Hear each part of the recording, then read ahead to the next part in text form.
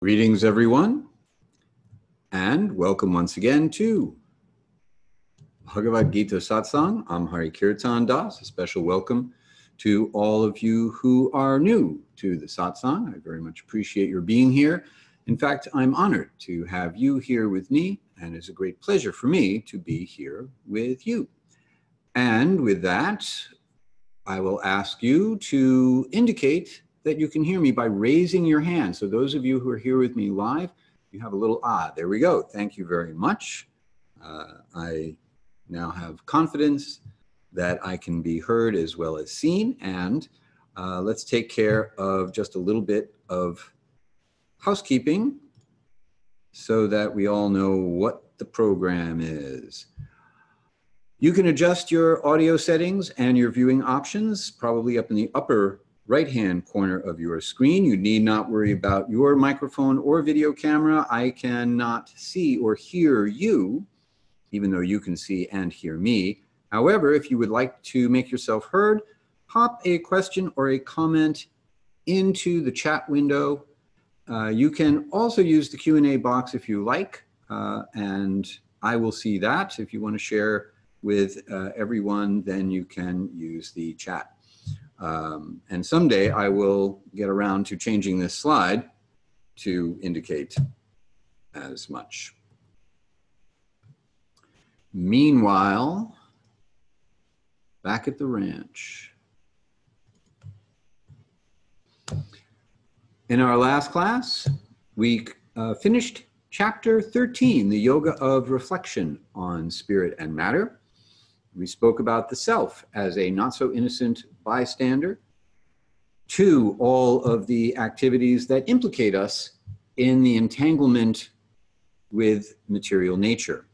We spoke about how spirit and matter are like oil and water. Even though our consciousness takes us into the realm of matter and we become entangled with it, we never actually become matter, nor do we merge with matter. The consciousness, or self proper, always remains distinct from material nature, irrespective of how much we tend to identify with material nature. And then we took a look back at the whole chapter, looking at verses 29 through 34 or 30 through 35, depending on which edition of the Bhagavad-gita you have, as the first verse of chapter 13 is sometimes not numbered, or Arjuna's question, which precipitates the rest of the chapter, Krishna's response, is sometimes not included. This evening, we begin chapter 14, and this, not only in my estimation, but in Krishna's estimation as well, is an extraordinarily important chapter. We're going to be speaking about the yoga of seeing the qualities of material nature. And for those of you who are, for those of yous who are yoga teachers and have gone through a yoga teacher training, then the gunas, or the qualities of material nature, is something that gets mentioned usually kind of in passing. There are these three qualities which we will review this evening, or introduce, I should say, and they're associated with some element of Hindu mythology, and that's pretty much it. The qualities of material nature provide us with a way of looking at the world and looking at ourselves and looking at all the people that we interact with in the world. That provides an extraordinary revelation, an extraordinary insight into the nature of how the world works. The Bhagavad-gita is a book that provides guidance to yogis who are engaged with the world as opposed to renouncing the world. So this is going to be a really important chapter with regard to the lens that the Gita gives us in order to understand the world. We will begin, however, with patriarchal religion. Why God is male. So this tends to be a bit of a problem with some people. We live in a period of time where the idea of smashing the patriarchy is considered to be a good idea, at least amongst many modern yogis. And resistance to the theological aspect of yoga in its traditional form, it becomes in large part from this idea that here's another male Godhead figure. Why is that? And often we will reject it out of hand simply on the basis that it appears to be yet just another male power trip. Well, we're going to talk about that this evening, along with the interdependence of God and God's energies, or how the Supreme Being has energies. We spoke a lot about this in the last chapter, the idea of a conception of a Supreme Being who has unlimited, inconceivable potency, as opposed to an inert, undifferentiated oneness with no energies, because the idea of energies creates a duality. So, having established that the Gita gives us a conception of a Supreme Being with unlimited, inconceivable energies, we will now speak about the interdependence of the Supreme Being and the energies of the Supreme Being, and how they come into play for the sake of creating the material world.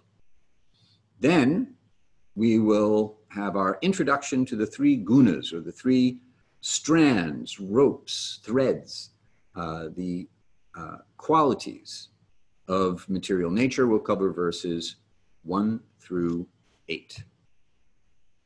But before we go any further, we will chant our invocation mantra, and I will give a brief description of the diacritical marks, that is to say, the pronunciation cues that you see as dots and dashes and other marks as we get into our verses this evening, that tell us how the Sanskrit is to be pronounced. The dot over an M indicates that not only do we close our lips in front, as we normally do with an M, but we also bring the back of our tongue up to the roof of our mouth. A bar across a vowel indicates an open, elongated version of that vowel, as opposed to a vowel absent such a bar, in which case we get a truncated version of that same vowel. And with that, I will chant this mantra, and if you like, you can chant it back. Om Namo Bhagavate Vasudevaya.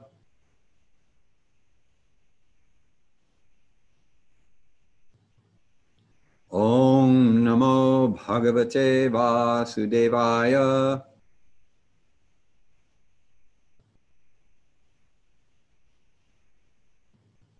Om Namo Bhagavate Vasudevaya.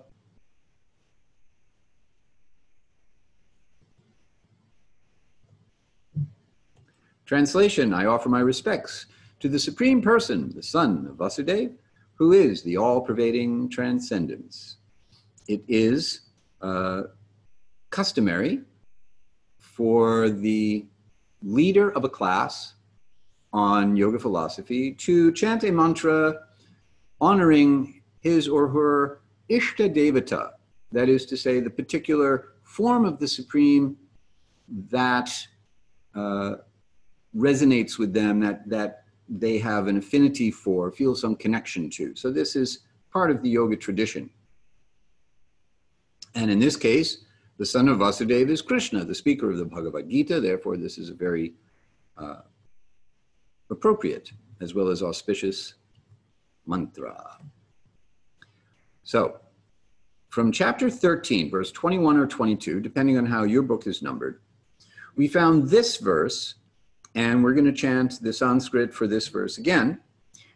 This is the verse that really links chapter 13 to chapter 14. And as you will see when we begin chapter 14, Krishna is going to give a deeper elaboration of what he spoke about in chapter 13. He's going to circle back and go deeper into explaining the same subject matter. So this verse, we'll see the translation in a moment, for the sake of learning how to chant it. A dot under an S indicates an SH sound, a regular SH sound. A dot under an H at the end of a word, at the end of a line, indicates that you echo a short version of that vowel back. But in this case, the first word has a dot under the H at the end, and it's at the very beginning of the line, therefore it'll just be a short stop for that vowel. A dot under an R indicates that you will curl your tongue back about 2/3 of the way towards the roof of your mouth, as opposed to an R without the dot, in which case you're just going to flick the tip of your tongue off of the ridge behind your teeth, or the cliff behind the ridge behind your teeth.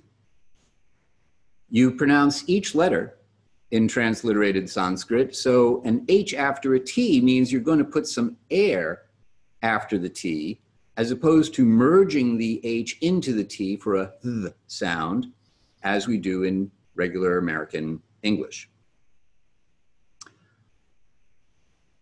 Let's see, a dot under an N, as opposed to above an N.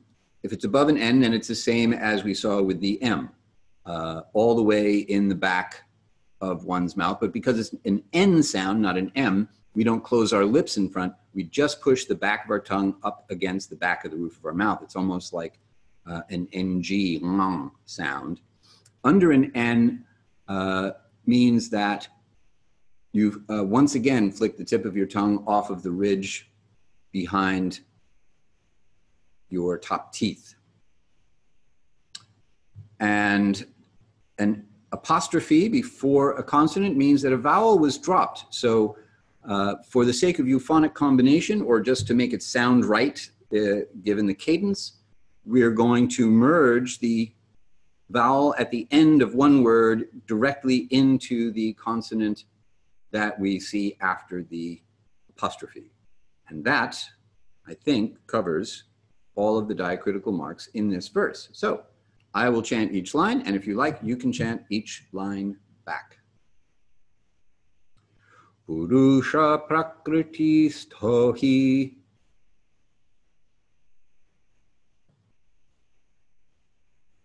bhunkte prakriti jan gunan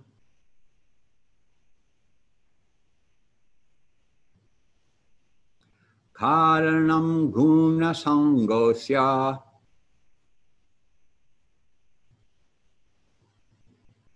sad asad yoni janmasu.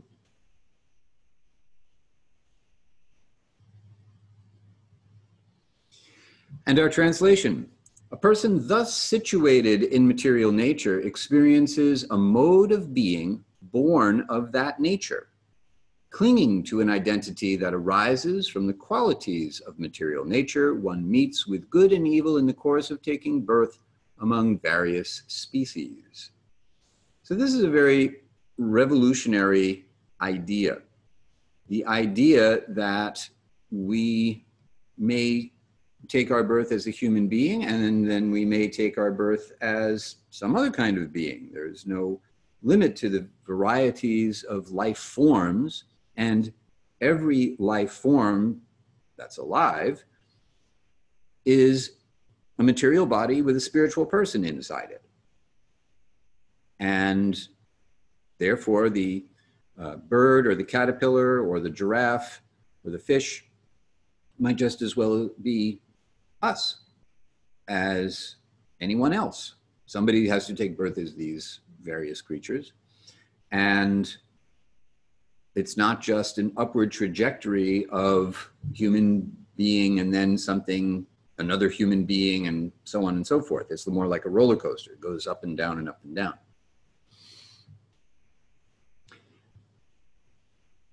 Now, in the 14th chapter, we're going to get into the details of what that really means.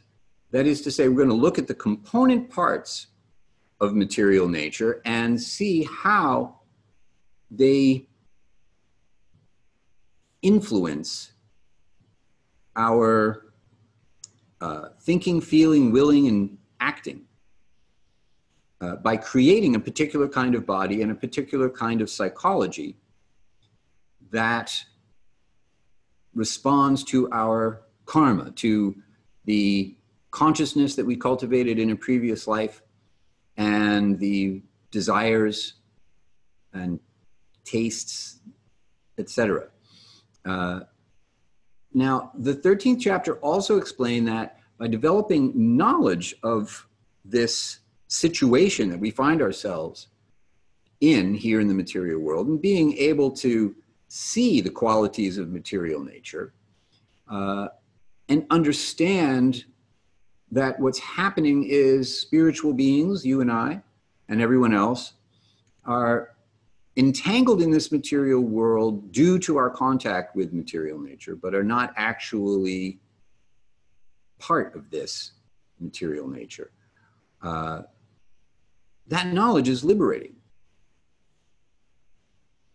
And Krishna will emphasize this again in the very first verses of this chapter. And therefore, this the value of this knowledge really cannot be understated. So let's take a look.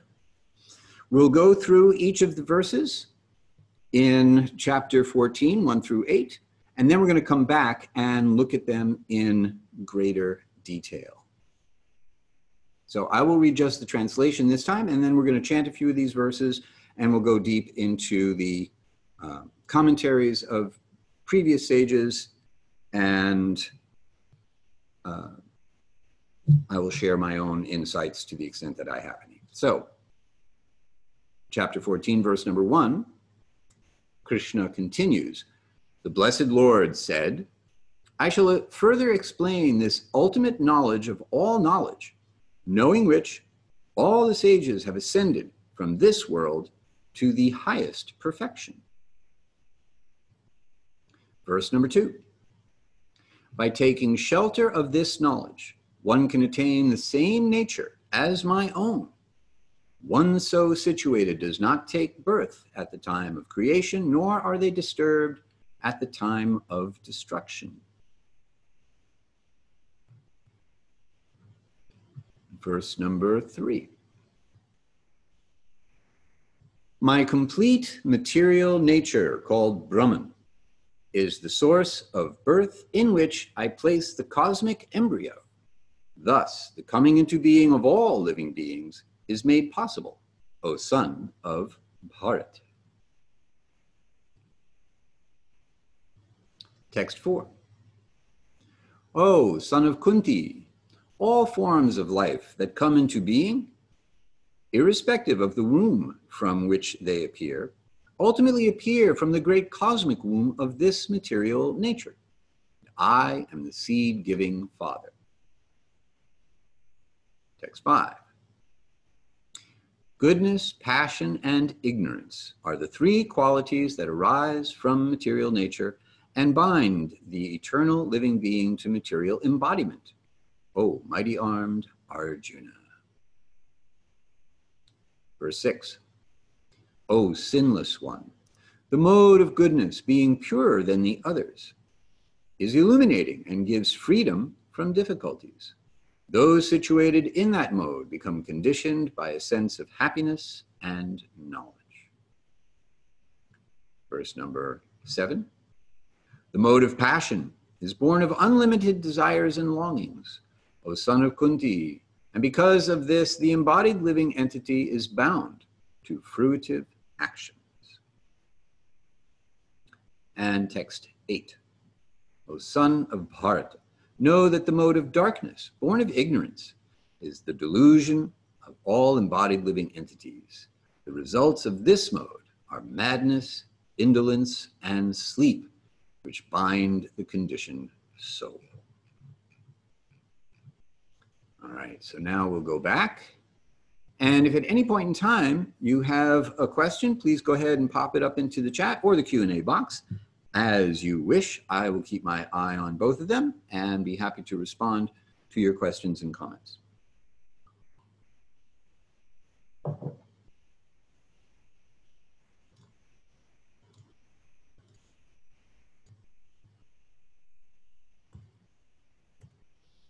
right.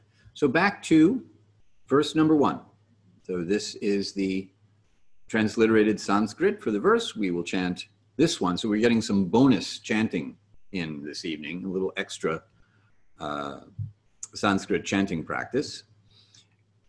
And a mark, like an accent mark over an S, is also an SH sound, but it's a deeper SH sound in that it happens farther back in your throat than a regular SH sound. So whereas a regular SH is sh, SH with the accent mark over it would be sh. So you're going to curl your tongue back and make the sound back by your tonsils if you still have them. A C is always pronounced as a CH sound. If you want a K sound, you get a K. If you want an S sound, you get an S. So a C is always a CH sound. And it's not right behind your teeth, but rather in the center of the roof of your mouth. Cha, as opposed to cha. A tilde over an N is a nya sound. So you're going to put a little body English on the N, nya. It almost has like a Y after it. And if a J precedes an N with a tilde over it, then it goes from a J sound to more of a G sound, gya. So the combination is a gya sound as opposed to a nya sound. You pronounce both the T's. If you see two T's together, you don't merge them the way we do in American English with, for example, the word letter. You hit the first T, slam on the brakes, and then hit the accelerator on the second T. And here we have the dot under the H at the end of a word at the end of a line, and therefore a short version of the vowel that precedes it will be echoed back at the end. And there you have it. So once again, I will chant each line, and if you like, you can chant each line back. Here we go. Shri Bhagavan Uvacha Param Bhuya Pravakshyami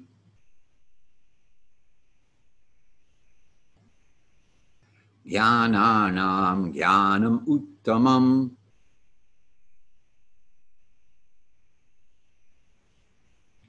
Yajkyatva Munaya Sarve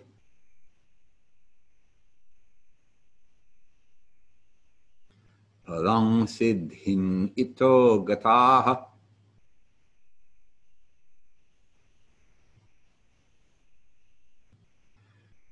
Translation. The Blessed Lord said, I shall further explain this ultimate knowledge of all knowledge, knowing which all the sages have ascended from this world to the highest perfection. So this gives you a sense of just how important or valuable this knowledge is. If you know this, then you will go from wherever you're at to the highest possible state of yoga. Therefore, extraordinarily valuable. And this is the reason for Krishna giving us this information, because he actually wants us to attain this higher perfection. He's rooting for us. He's our biggest fan. And we have a question from Heather. The translation in my version is different from the one you provided. Are those different interpretations of the Sanskrit? Good question. So the translations tonight are a mix of two different translations. The first translations up to verse 5 are my translations. And what I do before our classes is I sit down with about half a dozen different Bhagavad-gitas and compare the translations. I look for the word, I look at the word for word translation, and with my understanding of what the intention of the verse is and what I have heard from my teachers in my particular lineage, which is the Gaudiya Vaishnava lineage, or the lineage of Krishna devotees descending from Sri Chaitanya, I create the translation. The last three translations, and that's how I do it for almost all of our classes. So the translation you have in whatever edition of the Bhagavad Gita you have will certainly be different than my own translation. And if I actually translate it exactly the same way as someone else's edition, I would be very happy if you let me know. The last three are translations directly from A.C. Bhaktivedanta Swami Prabhupada's Bhagavad Gita as it is. And the reason for that is the primary text that I refer to when I prepare for teaching these classes. And I found myself running out of time to develop the last three translations, so I'm borrowing these three translations, which I will do from time to time. In our last class, there were verses that were translated very differently in different editions, even within the same lineage, even within the same philosophical understanding.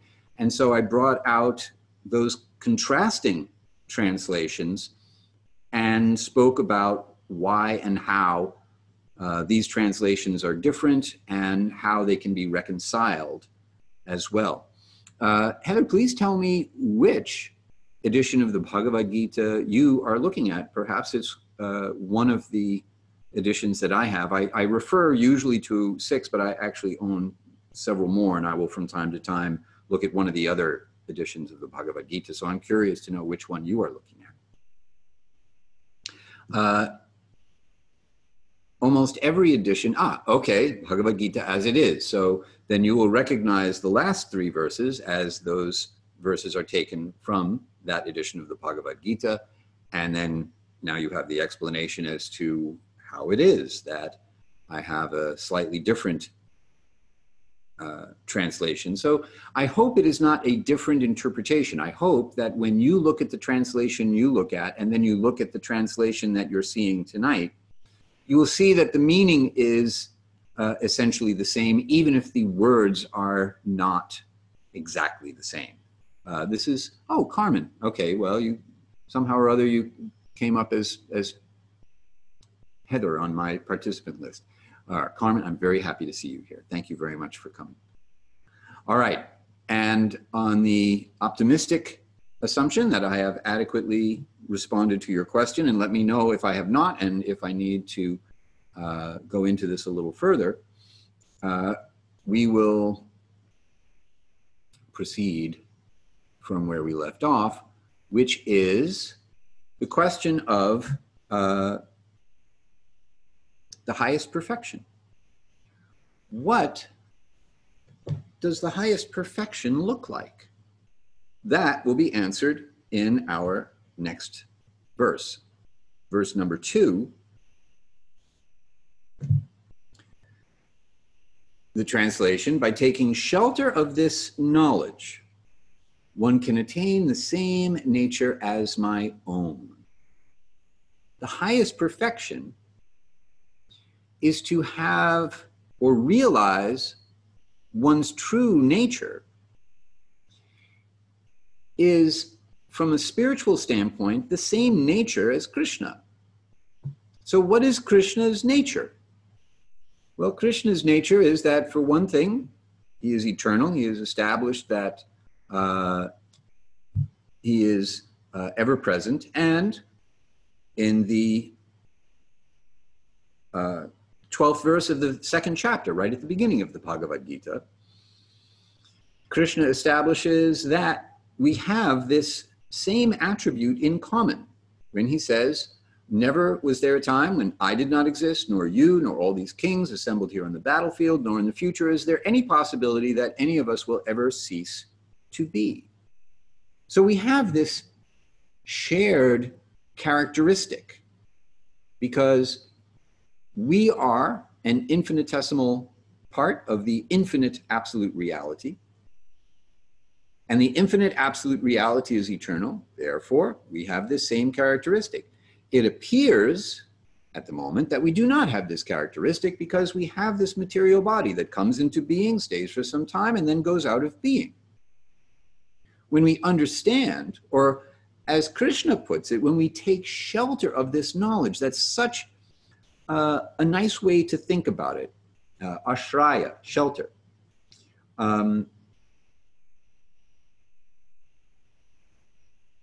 The implication here is that this is not knowledge that we arrive at by our own effort, but rather it is knowledge that descends and that we can, in a mood of reception, take shelter of or abide in, rather than knowledge that we manufacture or concoct or that we arrive at through our own efforts. So it's an important little detail of how we relate to knowledge, to transcendental knowledge, is that we don't create transcendental knowledge, we don't invent it, we don't arrive at it by mental speculation, or an intellectual insight is not enough, but rather by receiving this knowledge and abiding in this knowledge, then we attain the same nature as Krishna. So what other attributes does Krishna have? He's beyond this material nature. Back in the 8th chapter, in the 9th verse, we heard how one should meditate on the Supreme Person as the one who is, among other things, transcendental to the darkness of material nature. So in this section of the Gita, we're hearing the instruction to meditate on the Lord within the heart, the Param Atma, the Supreme Person within the heart of all other beings. Another quality is that Krishna is equal to everyone. In the 9th chapter, he speaks about how he is equally disposed toward all living beings, and he does not favor anyone, although yet he is particularly inclined towards those who are inclined towards him, kind of natural response, as we are naturally inclined towards those who are inclined to us. Similarly, Krishna has this attribute of being a person, and he's equal to everyone, and yet those who engage in a relationship of love with him, he loves them back. The other attribute is that he's got a spiritual form. This is Krishna, visible to Arjuna in a human-like form, 2 arms, 2 legs, ears, eyes, nose, all the senses organized very nicely, and in fact, in Krishna's case, very beautifully. In fact, the most beautifully. Our bodies, they may be beautiful for some time, and one may find beauty in any body at any time. But Krishna's form does not deteriorate due to the passage of time. Not only does it remain spectacularly beautiful at all times, it is the source of beauty, and it just keeps getting more beautiful all the time, ever increasing beauty. And our own true nature is extraordinarily beautiful, like Krishna is beautiful, and also gets more beautiful all the time, except that in eternity there is no time. So these are some of the different attributes of Krishna that we share. And when we attain that nature, when we become aware of our true spiritual nature, then we, as Krishna says, one so situated does not take birth at the time of creation. That is to say, we are not obligated by karma to once again acquire a material body. And if you've got a material body, then you are not disturbed at the time of destruction. And if you are not in a material body, you're certainly not disturbed at the time of destruction. That is to say, if one is transcendentally situated, then one is not obliged to take birth. Therefore, you may not get a material body at all. And certainly the comings and goings of the cosmic manifestation have no effect. But if one is embodied and yet transcendentally situated, then coming into being, staying for some time, going out of being, have no real substantive effect on such a person because they're situated in transcendence and eternality. We can take this also as when things fall apart in our lives, we don't fall apart. The stuff in our lives may fall apart. Things around us may fall apart. But one who is transcendentally situated does not fall apart. That can be a useful measure of how we're doing in our spiritual lives. How easily do we fall apart when things go wrong? If we retain our equanimity, even when things go south, well, that is a good indication of that we're making some progress in our spiritual lives. Having the same nature as Krishna is not the same thing as becoming Krishna. This is an important distinction to make. Krishna's nature and Krishna's power are not necessarily the same thing. Krishna has already given some sense of how he is different from us from the standpoint of quantity or scale. That is to say, we're a part of reality, and Krishna is reality, the whole thing, in a person. That is to say, reality itself is a person. And Krishna is telling us in the Bhagavad-gita that person is him. So while we have the same qualities, we don't have those qualities in the same quantity. And in the previous chapter, we also spoke about this idea of qualitative oneness and quantitative difference, or the two kinds of oneness, that we are one in quality, but not one in quantity. So if we have any questions about this, let me know. And as I await your questions and comments, I will proceed to the next verse, which gives us a sense of this distinction in terms of power. Krishna says, my complete material energy, called Brahman, is the source of birth in which I place the cosmic embryo. Thus, the coming into being of all living beings is made possible, O son of Bharat. So,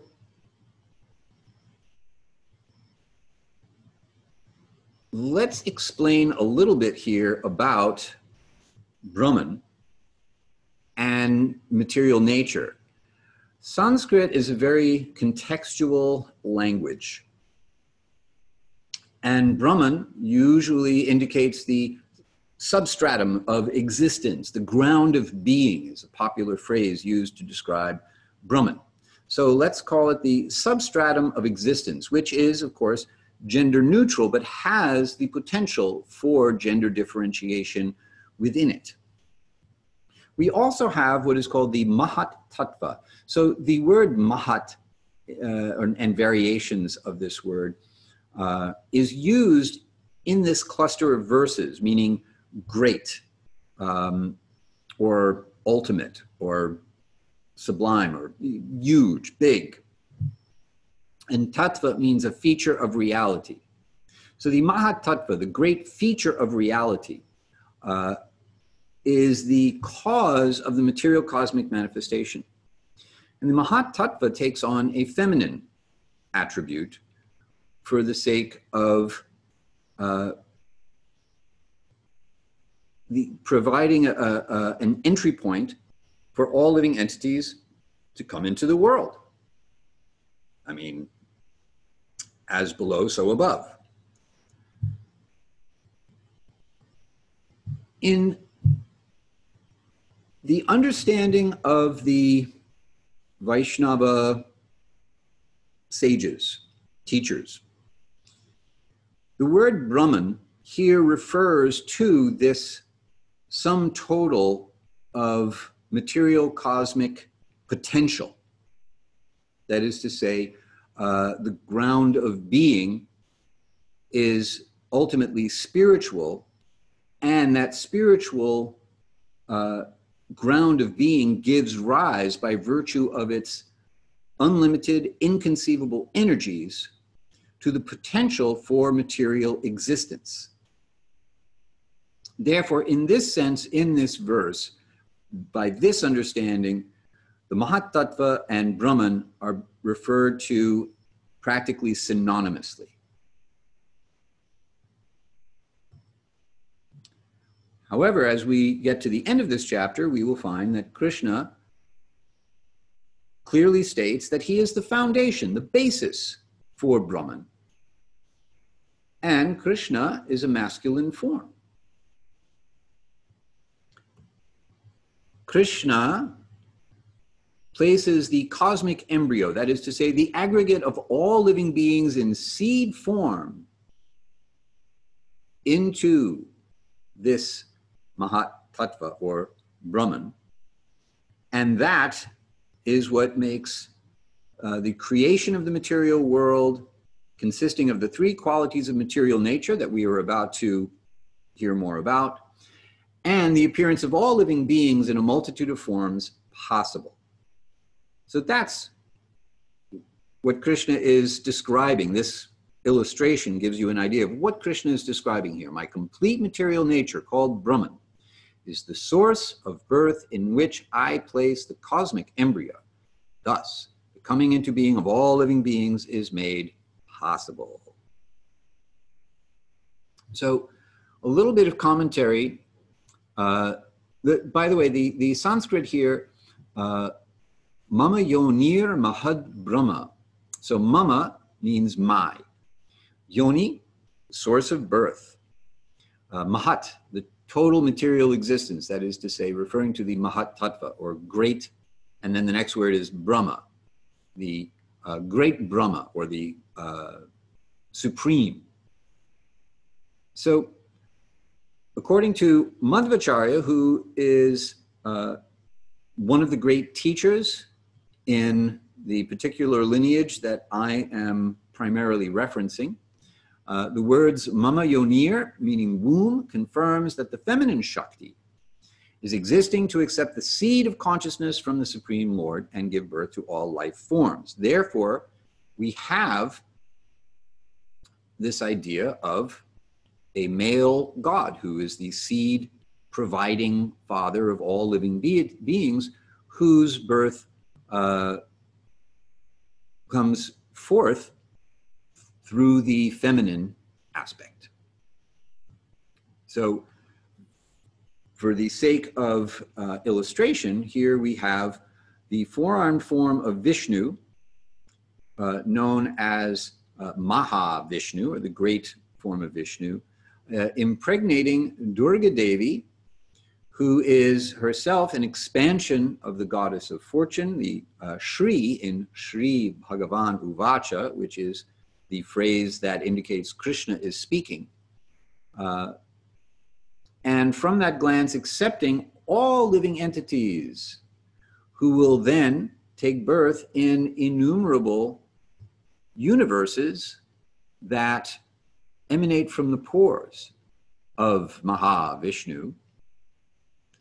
And then that Mahavishnu will enter into each of these universes with a further expansion of the goddess of fortune, because she always goes where he goes. And then from the form of Vishnu that enters into each universe. Brahma, the first created being, appears, and he goes about the business of engineering or manufacturing everything else that comes into being in the material world. And that is the theory of creation according to the Vedic version of things from the Vaishnava viewpoint. Now, there are a few other different viewpoints. I'll get to those in a moment. What Krishna is saying here is that ultimately he is the source of all this. The material energy itself, of which all the universes are made, he gives a list back in the 7th chapter: earth, water, fire, air, ether, the mind, the intellect, the ego, the false ego, constitute the eightfold division of his separated material energies. And these energies later, a few verses later, in the 14th verse, are characterized as divine, the divine power of illusion, composed of these qualities of material nature. Therefore, we understand that the material world, although a separated energy, is still a divine energy. So we'll backtrack for just a second to Vishnu and Durga Devi. Remember, she is an expansion of the goddess of fortune, who is known as Shri Bhagavan. Bhagavan is Krishna, Shri, the goddess of fortune.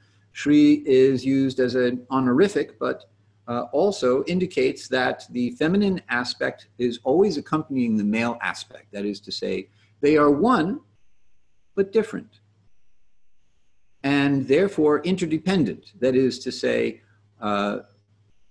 like the sun and the sunshine, you will not have one without the other. So they're one, but they have these different characteristics, and for the sake of the creation of the material world, they have different roles to play in bringing forth all living beings into the innumerable material universes that make up the cosmic manifestation. Now, just for the sake of a little bit of comparative philosophy, the commentators on this verse in the Gita usually reference a verse from the Mundaka Upanishad. And we won't chant the Sanskrit. I just wanted to give it to you on the screen so you know I'm not just making this up. This translates as, from the Brahman who knows. Now, this is a different translation. This would be a translation coming from a different school of thought, Shankara's school of Advaita Vedanta, or absolute non-dualism, which we spoke about in the last chapter. So you can go back to the library of recordings of previous classes, and you'll see the description where we talk about in more detail, the comparison of absolute non-dualism with this idea of simultaneous oneness and difference. So this translation, from the Brahman who knows all and everything of all, and whose tapas, or austerity, is in the nature of knowledge, this Brahma, name, form, and food are produced. So in this understanding, which is a little different from what I just presented, this is the idea that Brahma, the first created being, whose tapas, or austerity, is the source of his omniscience about the material world and about the material creation, he brings all of the attributes of the material world into being. And this goes back to an idea that in absolute non-dualism, there are two levels of reality. And how can there be two levels of reality in a theory of absolute non-dualism? Well, it's confusing because, frankly, I just don't think it makes sense. But in this way of thinking about things, there are two different levels of reality: a higher Brahman, or higher reality, and a lower Brahman. And here, the creation is thought of as being a product of ignorance, or lower Brahman. So again, go back to the lesson from the 13th chapter, where you will see a complete description of this different way of looking at how the world comes into being for the details, if you so desire. Meanwhile, in the 4th verse, Krishna tells us, O son of Kunti, a name for Arjuna, all forms of life that come into being, irrespective of the womb from which they appear, ultimately appear from the great cosmic womb of this material nature. And I am the seed-giving father. So that concludes his description of his role in relationship to material nature, and how he plants the seed, the male responsibility, in the material nature, the feminine aspect of divinity, and thus facilitates the development of the innumerable forms, life forms within the material world, in which any spirit soul can take birth according to the nature of their karma. Questions or comments, please put them up in the chat or in the Q&A as you so desire. This finally brings us to our introduction to the qualities of material nature. So the 5th verse, goodness, passion, and ignorance are the 3 qualities that arise from material nature and bind the eternal living being to material embodiment. O mighty armed Arjuna.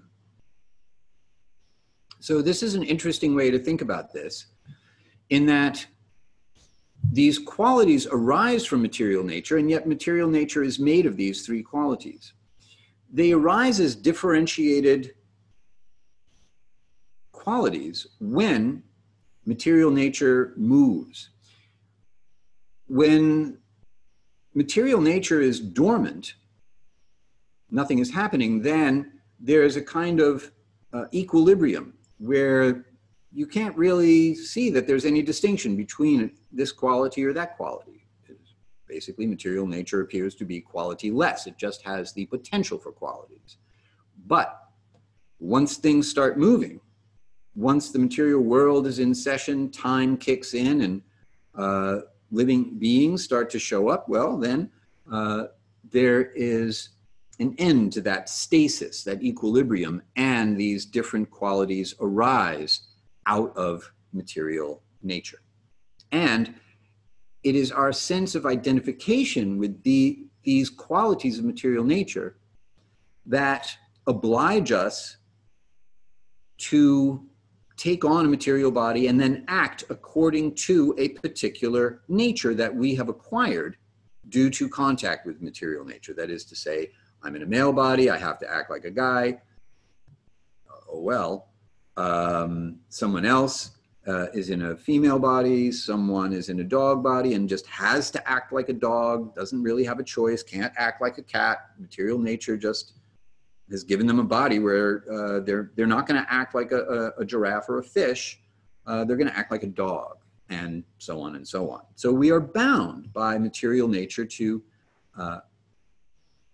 act in a particular way based on the qualities that we have acquired. And that brings us to the last 3 verses, which will quickly introduce each of these 3 qualities. And we're going to get into a lot of detail in these 3 qualities in subsequent classes in this chapter. So I'm just going to touch on an introduction to them now and show you one important point about them. So the first one, Krishna continues, O sinless one. Significant that he is indicating that Arjuna is not bound by any bad karma. The mode of goodness, being purer than the others, is illuminating and gives freedom from difficulties. Those situated in that mode become conditioned by a sense of happiness and knowledge. So even though this is the highest of the modes, still there is conditioning. You get conditioned to a sense of happiness and knowledge. And we'll get into this more later, but your ego can trip you up in this situation just as easily as it trips us up in others. In the next verse, the mode of passion is born of unlimited desires and longings, O son of Kunti, and because of this, the embodied living entity is bound to fruitive action. That is to say, we get caught up in striving for things to please our senses here in this material body, in the material world. And last, O son of Bharat, know that the mode of darkness, born of ignorance, or the mode of ignorance, born of darkness, you could turn those around if you like, and I very well might in my translation, is the delusion of all embodied living entities. The results of this mode are madness, indolence, and sleep, which bind the conditioned soul. So, quick look at something important to know. So,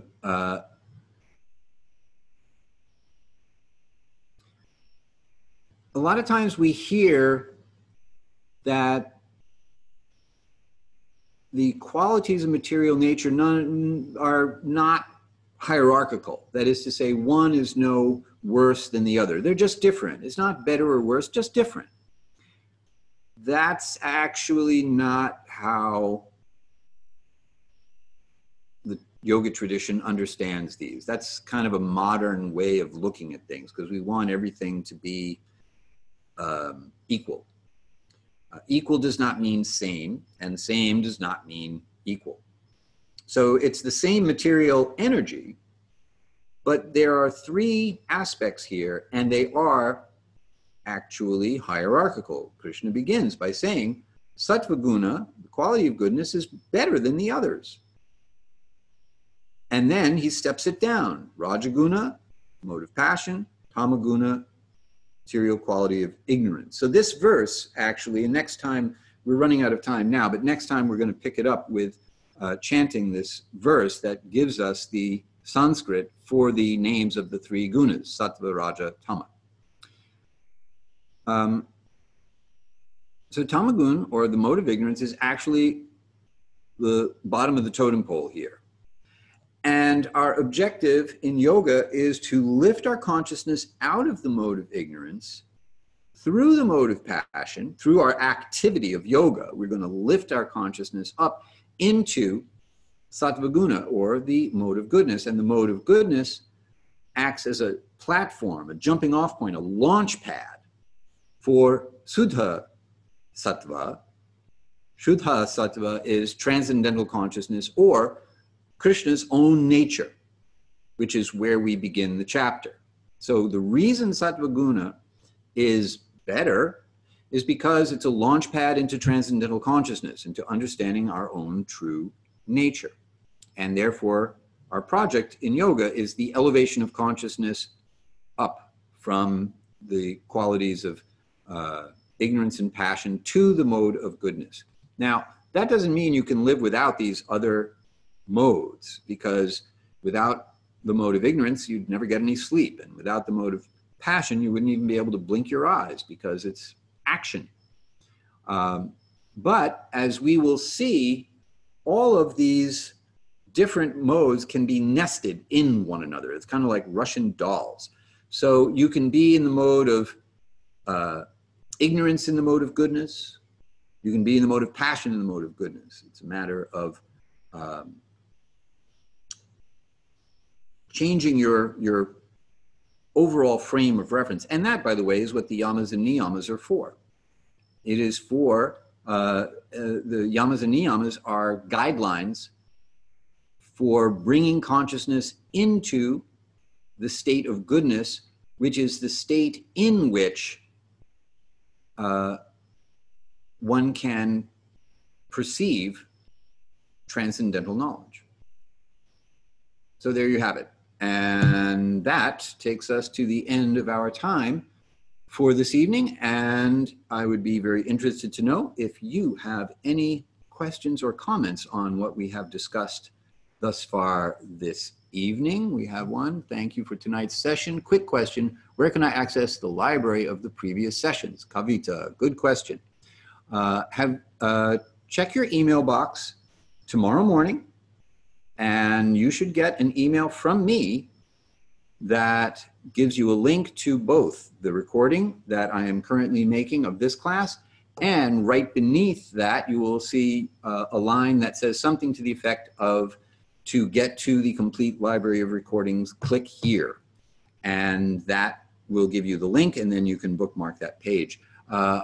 Please tell me in the chat, are you receiving my Friday emails? Yes, okay, very good. All right, so look there and you will get a link to the complete library of classes. This is our 79th class, so 79 hours worth of yoga philosophy classes. All right, very good. So just a quick wrap up. Tonight we covered why God is male, a little explanation as to the patriarchal aspect or the role of the seed-giving father in the matter of creation, and how the feminine aspect is a co-creator in the process. That is to say, the interdependence of God and God's energies, simultaneously one and yet different. And we got our introduction to the three gunas, the three qualities of material nature. If you have any questions after the fact, or if you are watching the recording of this and you have some questions or comments, please send them to me at hari@hari-kirtana.com. Next week, we will get into the qualities of material nature in detail, and we will cover verses 9 through 15. And that, as they say, is that. Last call for questions or comments. All right. Thank you all for being here with me this evening. I apologize for my bad habit of thumping on the table, which I know sounds a lot louder in the microphone than it does in my ears. I'll try to stop doing that. And while I'm practicing not doing that, I hope you have a wonderful rest of your evening, and I look forward to seeing you all next time. Have a nice night.